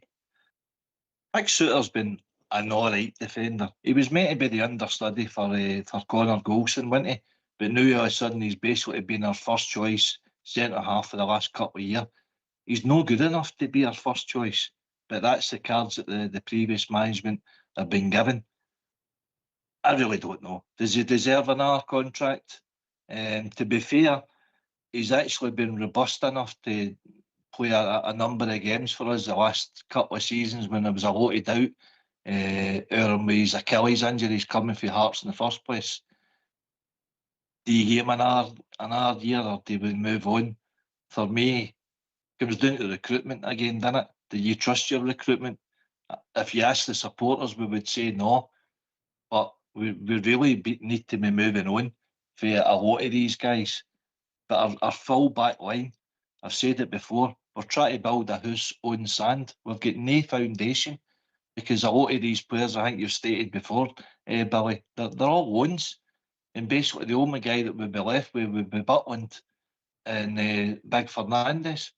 So I know what you're saying, mate. It doesn't augur well. It doesn't send out the right signals for me. And big Liam Kelly's another one. He goes away there, he's not even playing. He's come back a doubtful injury.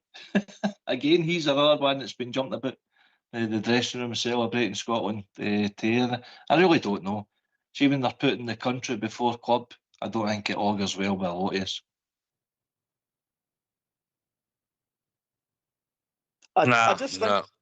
Oh, Sorry, Billy, I'll tell you what to do. I know you're on waiting and dying to wait for this, right? But we'll have to do the Super 6 for the Mora first, and then we'll come back to you on whatever other points that you want to bring up.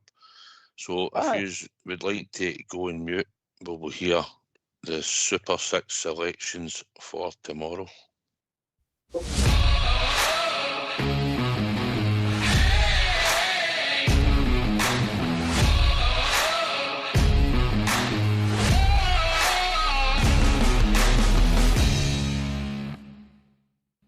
Aye, welcome to Southside Super 6 for November the 22nd. This weekend it's all to win, 6 teams all to win. So the first selection is Birmingham to beat Norwich. The second selection is Ipswich to beat Wrexham. The third selection is Bolton to beat Bradford. The fourth selection is Oldham to beat Newport County. The fifth selection is Hibs to beat Dundee. And the sixth selection is Fulham to beat Sunderland. If you take all 6, it pays 17.5 to 1.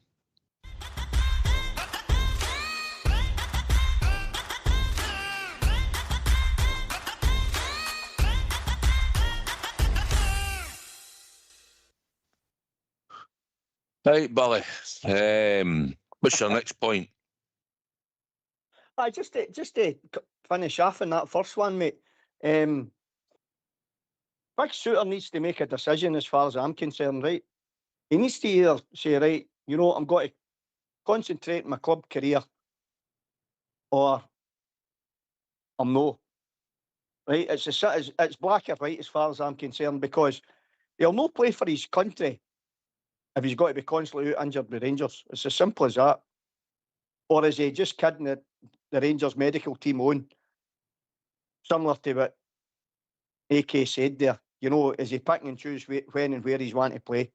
It's as simple as that, because the bottom line here is Rangers pay his wages, and he'll need to remember that. So I'll leave that one, and I'll put that one to bed. My next point is Southside. Do you know what, right? Do you know what, guys? I'm sick of this now, right? And I know there'll be scumbags out there listening into the show, and I hope they are listening, and I hope they do play this back, right? A good friend of mine, he's in a military, he runs a military charity.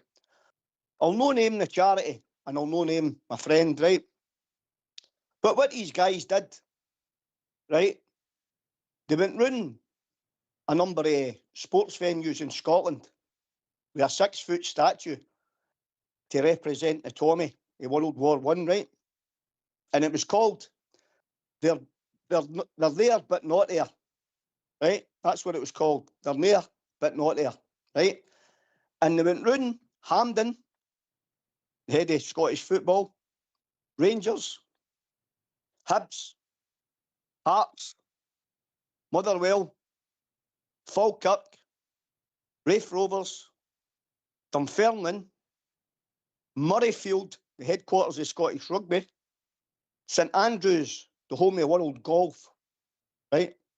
They went round there and they put that Tommy down in the middle of the park. They did it to remember the professional sportsmen and their supporters, no matter what religion they were. They done that to remember them. These supporters and these football players and professional people that died during World War I so we could enjoy our freedom we have today, right? And you know this, right? There was one football club, right, that got asked and they wouldn't allow them to do it in their stadium. The reason was it would offend some of their supporters. Ladies and gentlemen, that football club was Glasgow Celtic. Glasgow Celtic refused the guys in to take a picture of that Tommy to remember their supporters and their footballers that fell in World War I. Absolutely disgraceful. Disgraceful. This mob continue every year to disrespect the minute's silence, be it before the 11th day or be it after the 11th day. Be it home or away, they continue to disrespect it. Then you've got Celtic Football Club's hierarchy coming out with absolute garbage for a statement saying that, it's a minority of supporters. No, it's no. That comes from within the bowels of that place in East End of Glasgow. And just to finalise, guys, I keep hearing this word, toxic. Toxic Rangers support. We're toxic. No, we're no toxic, guys. See that terminology, toxic? That came for that shower across the city to try and deflect and redirect the blame away from themselves. And there are too many of the Rangers support now have bought that word and use it against our supporters. We're not toxic. We're frustrated, yes. We're angry, yes. We're passionate, absolutely. Do we want to win? Of course we do. Do we get angry when we get beat? Do we get frustrated when we get beat? Of course we do. But one thing we certainly know is toxic. So when people start using that terminology, you should maybe just stop and think and use it across the city against the very people that tried to push it our way. And as Albert touched on earlier on the night, guys, if you look at that AGM, right, that minority must go right through their shareholders, guys. That same minority, because they were getting that board of theirs tight today, or whenever that board meeting was. And to me, that looked toxic. Did it no? I'll come to AK first and I'll get in the rest of the panel. AK, thoughts from what Billy's saying? You give me the easy ones, I'll tell you. As far as your charity thing, Billy, commendable for the guys and well done for doing that, recognising their following through the years, because without that generation of people, we wouldn't be here today, living in a free country, a free society. How they would be turning in their graves if they actually seen what they'd fought and died for. The way the country's turned out, but that's a whole different debate altogether. But first and foremost, congratulations for them. Am I surprised with Celtic's stance on it? No, we aren't, because they seem to throw a donation towards the Poppy Scotland and that that deflects away from any sort of criticism that they don't want to wear a poppy, they don't want to recognise the British Army, the fallen, through their own political reasons, and they're allowed to do it. But this is a football show, so I don't want to say too much on it. The toxic environment, for me, Billy, I can only speak personally, but I've been in amongst it this year, and I was ashamed. I really was, particularly the Hearts game when Russell Martin was getting all the vitriol that was going to it. I didn't recognise your support. Your support was more interested in giving him venom than they were actually cheering on the team. And I can't relate to that. I'm not saying that they're wrong, they're entitled to do it. They're only voicing their opinion, but I've also seen it directed to our board. I know they're unhappy, but there's ways to do it. There's a standard that we all breach about, and we uphold, with your generations, passed down from generation to generation. You can voice your criticism, you can voice your displeasure, but for me, I'm there to support the team and get behind the team as best we can. It doesn't help the kind of vitriol coming for the stands directed towards players, directed towards managers, directors, whoever. But that's their choice. It's no matter. I wouldn't go down that road, mate. I think we're a far better support, unified. It fills onto the park. We get behind the team. We look to go on a winning run, and we just pray to God.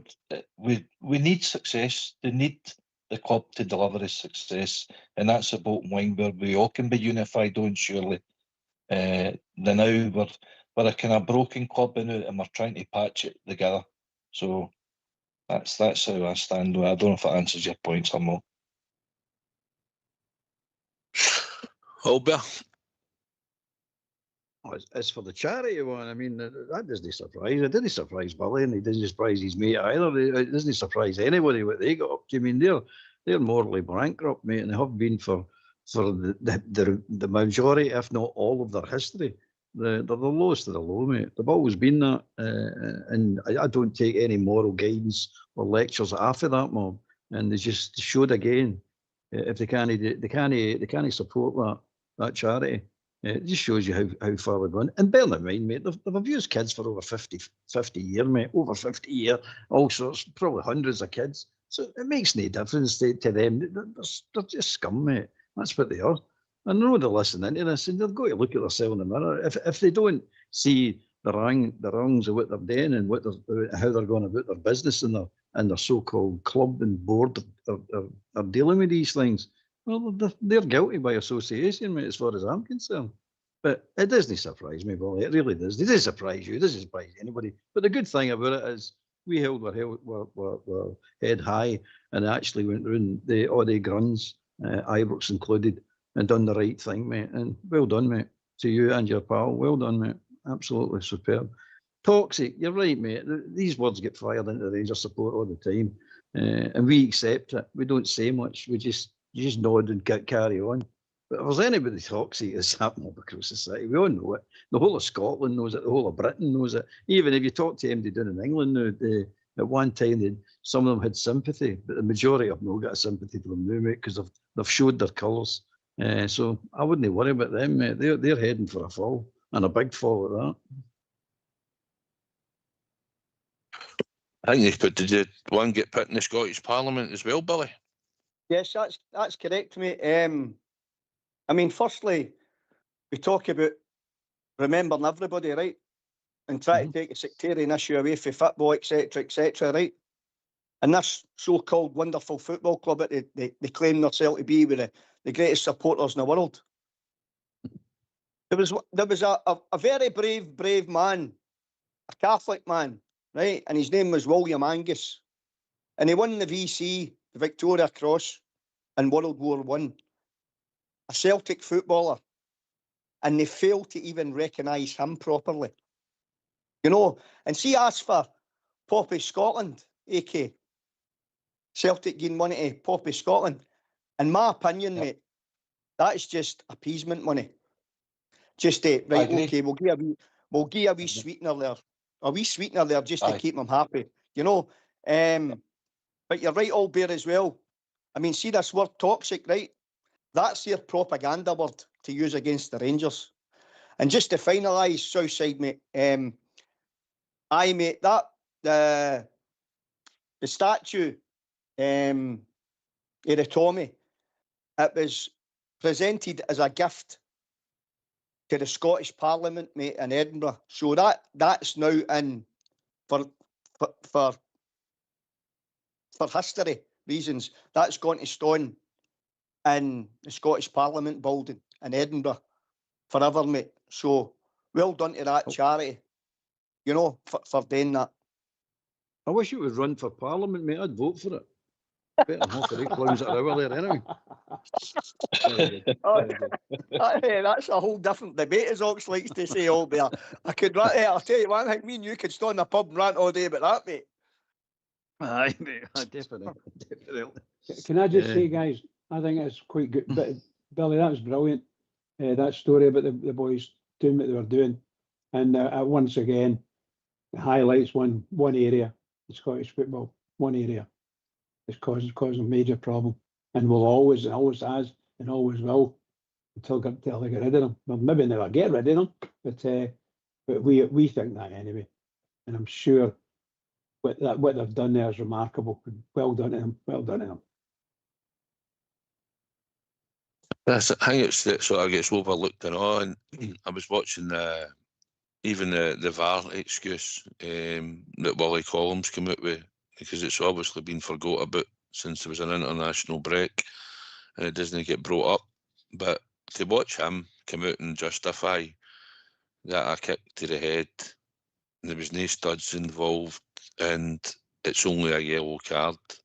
You know, when everybody else has had their say in it and done in England, and people have seen the incident, like it's referees and stuff, and say red card all day long, violent conduct, and then they come out and double down and try to save Nick Walsh, Clancy, another one, on VAR.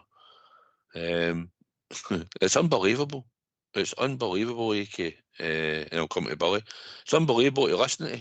You know, I thought when VAR came in, I thought, right, surely you've got a bit of a level playing field now. They can't be as blatant, but we've obviously seen it. For the last semi-final, he's more inside the box and he's out and all that. He's more out than he is in, whatever way they phrased it. And you've seen some of the decisions. Listen, we've been on the end of some hours. There's other teams in Scotland been on the end of some bad decisions with VAR, right? I'm not saying that it's no, but you're looking at that incident for that cup semi-final, and how he stays on the park and he backs him. I think AK was disgraceful. Couldn't agree with you more on that, pal. I couldn't, but I take it everybody's heard the audio of the discussions between the VAR team and the referee. The referee was adamant right away. Yellow card, no enough force in the contact, blah, blah, blah. And the VAR team are backing them up straight away. So they're like Martin, they're in homework here, and Willie Combs out there trying to justify it. It's like, I think Radio Clyde termed it, it's like all right in the night, all these mistakes, and Willie Combs coming out there every month, they're trying to justify all these mistakes. I don't know if you heard earlier, Billy, or anybody that's on the panel, but the St Mirren manager, Stephen Robinson, has actually come out and says about time to bin VAR. We were told it was meant to make the improvement in the game.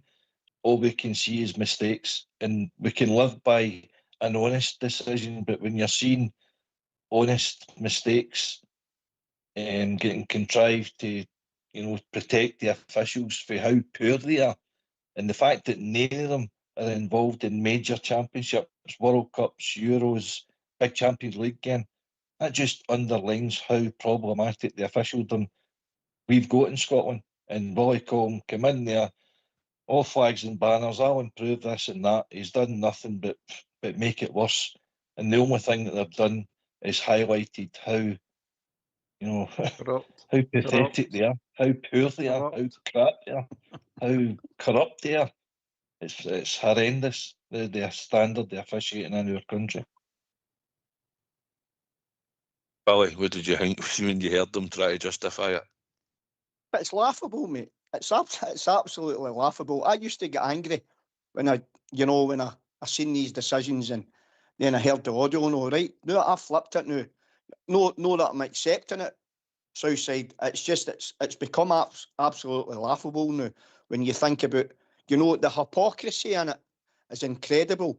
I mean, it seems to me we've got a rule book set out for referees for Scottish football, right? And in that rule book and the laws of the game, it says X, Y, Z, right? And these laws of the game for X, Y, Z only come into play when there is a certain colour of team playing in a certain colour of jersey for that game. But see when these rules get used, for an instance, against that team or for the team in the other colour of jersey, then, oh, no, we're right, I'm sorry, no, this, that, the next thing. Right, that's exactly what they do. They close ranks, etc. Excuse me, they close ranks. And the reason they close ranks is because they've got their people in their positions now. Listen, see the VAR, right? The technology in VAR is there. It's like sitting somebody down in front of a computer that doesn't know how to switch it on. Right? That's what it's like. If you've got people in that VAR room, right, that are competent at using the technology around them, and they know the rules and the rules and regulations of the game, and they're also what's the word I'm looking for? I had it there. They're what's the word I'm looking for? They're no biased towards any certain football club, right? Then when they look at these decisions, they can come to a decision within that VAR room or that moment and come to the right decision. Surely. If they've not got any, you would think so, Billy. No, the trouble. Hold on, I mean, Bob Jer's just come in, so before you go on a rant, I'll just bring Bob Jer in now. How you doing, Bob Jer? I'm not very well, boys. I'm dying with a cold, but I'll get there. I'm a hardy Rangers fan. I hear Billy talking about VAR there, and to me, in a nutshell, it's killing the game. As you say, they make a decision one night, coming in the morning, and then turning the decision over. It's ridiculous. It's a sad state out here. And being Rangers Football Club, we know all about it. Do anyway. I'm sure you'll agree. Go on with your rant if you want, Billy, son. I think I'm going to come to Albert. I think because that will be a rant. I think partial was the word I was looking for. Sorry, the thing is, VAR's easy to work. It's the clowns that they're putting in charge. And St Mirren came out at the start of the season and said, time to get all the referees that are doing it out of there altogether because they're incompetent and they're rotten at their job. And if you're listening to the audio, the first thing Walsh says when Asgard, who flicks the ball at his head and is watching the flight of the ball, right? I'm not arguing that he made contact with a player, but he never kicked him in the chest. That was the first thing out of his mouth. Red card, he's kicked him in the chest. You know, Albert. I mean, you got to remember, like, somebody said it, they're not their own homework. It's columns, what do you call it? Columns cronies. That's what you start calling these clowns. They're all just backing each other up and protecting each other. But the rules of the game are nothing to these people. The saying goes that you need referees to have a game. That's true. That's true. You do need referees to have a game. We've no got referees, so we haven't got a game. Right, shut it. Right. Is that me or the dog? That's not you, boys. That's that damn dog of mine. That's agreeing with me. That's agreeing. The dog's agreeing with you. Bob Jer, just hit mute. Just hit mute the new Bob Jer on your phone. Right. Right, pal. No bother. Right, so so you've got my problem with it all is, especially that Walsh, right? He should be sacked, mate. That's as simple as that. And Colm should be sacked and on for backing him up, and that VAR team as well. They should be kicked out the game, mate. This is nonsense. They're coming up with now. It's just utter barefaced nonsense. But the problem I've got, Walsh. Why does he never send the guy off? It's always they're asking goals. Give the goal and let VAR check it. Give the red card and let VAR check it. It's never that way. It's always, right, VAR, justify what I've done there. That's what it's like, going to justify that. You've seen that the Raskin goal was in the net of Hibs. You've seen it. So you give it. You go, right, that's a goal, right, let VAR check that. No, that does, we can't see that's in that. It might not be a goal. Right, fair enough. We give VAR a chance to do their job. The same as the red card. He's seen the guy kicking Butland in the head. He sees it. He's got to give him a red card and let VAR come back to him and say there wasn't any force in that. I don't agree with it, mate. All you're doing is saying it's all right to kick people in the head now, as long as you appear not to kick them too hard. But you're allowed to do it.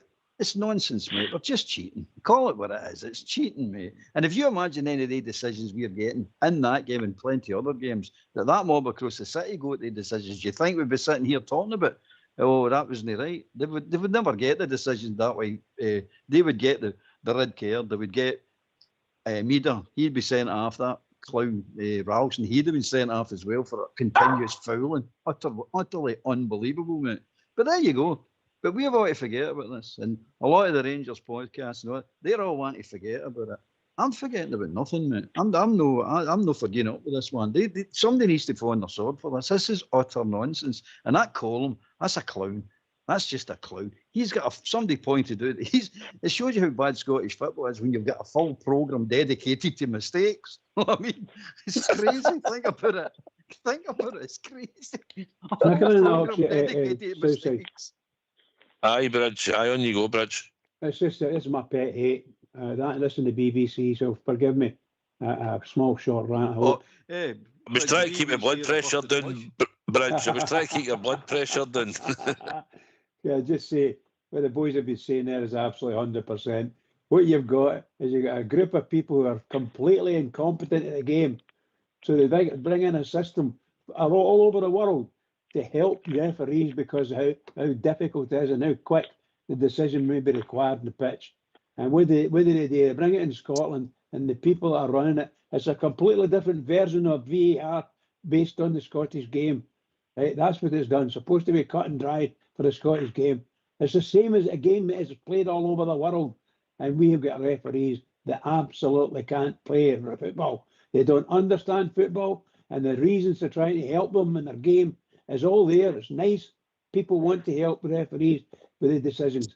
They can't do it. The technology they've got, they don't understand it, and they don't want to understand it.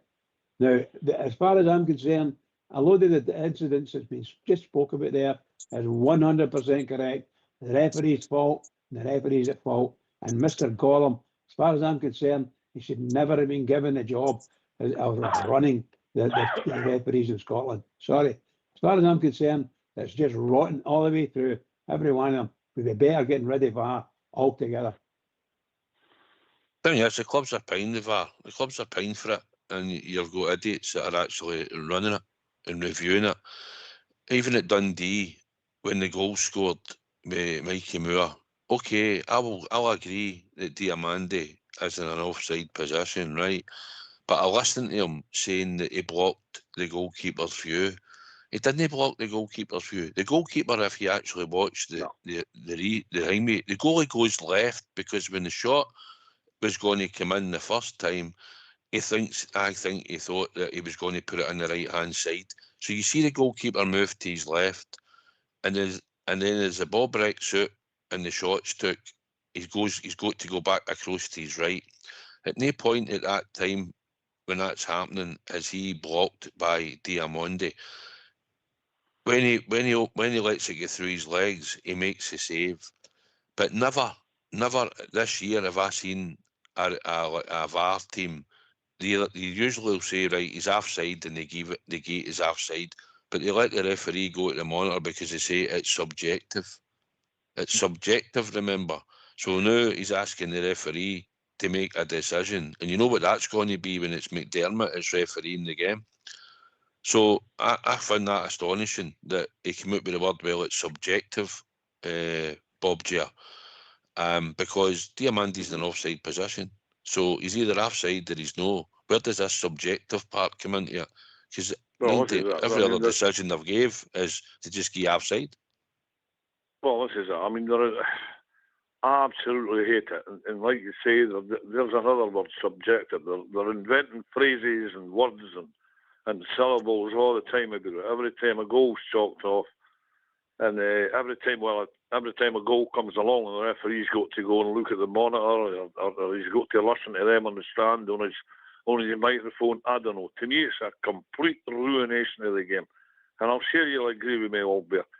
The amount of times it's went against Rangers is frightening. We've had 9 goals chalked off in recent all-firm games. I'm sure you're all aware of that.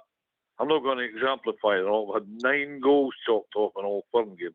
There's something wrong. There's something wrong to the core with the VAR.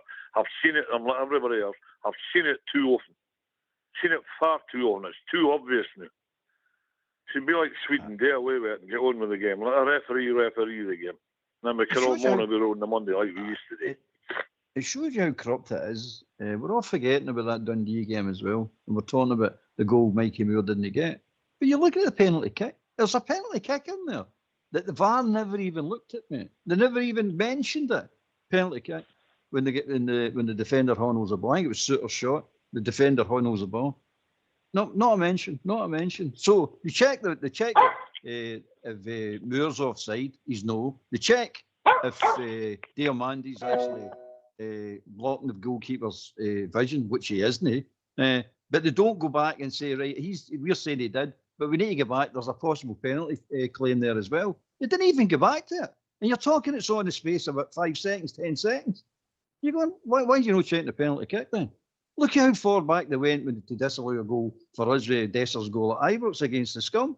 They must have been back nearly a minute to find a foul. And you're going, okay, but they're not doing it with that game. It's crazy, mate. It's corrupt. It's wrong. And the VAR is used to cover up the mistakes, mate. It's no use to point out mistakes. It's used to cover up mistakes. Find a reason.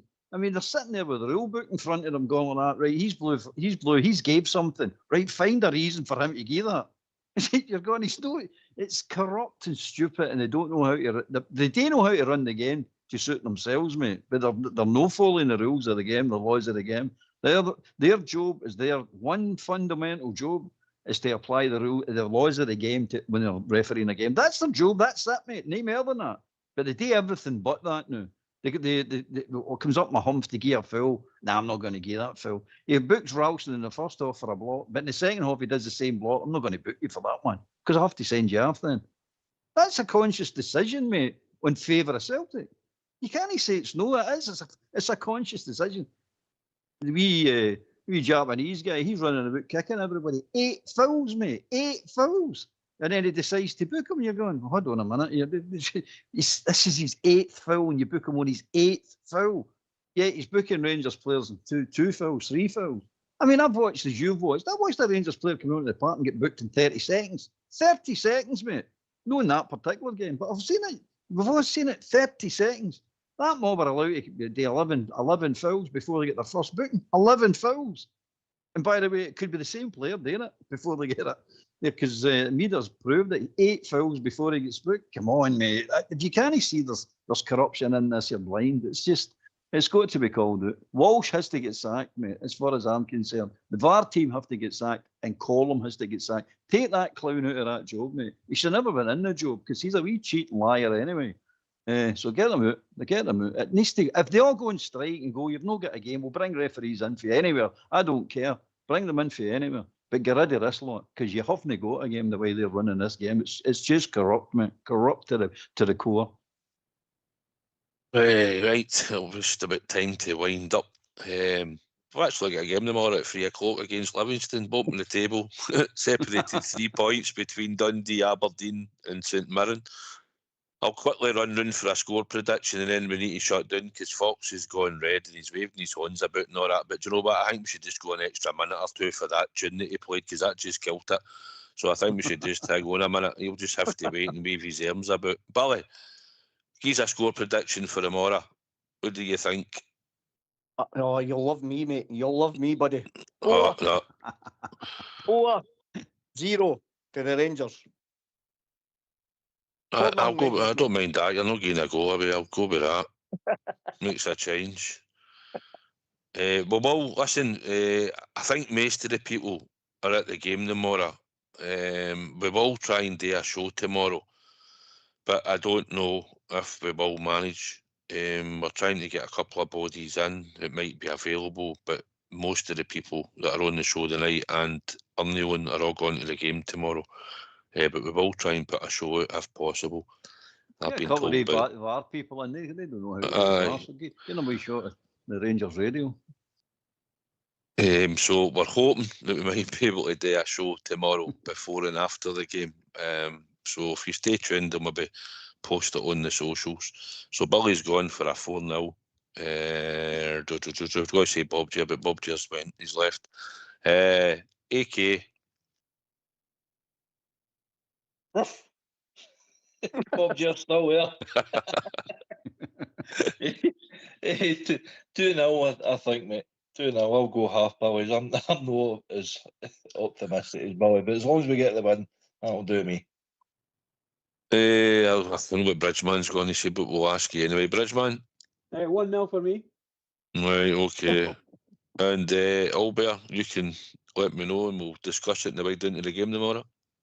Double Bridges, same as Big A's, 2-0.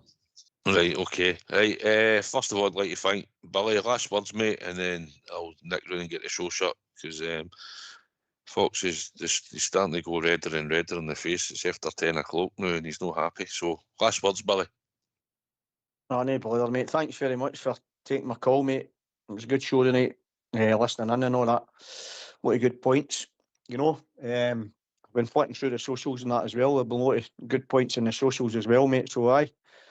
Let's get into Livingston in the morning, getting our 3 points in the board, mate. And come on, the Rangers. We are a people. Cheers, my man. Thanks for phoning in. It's always appreciated and good to hear you on.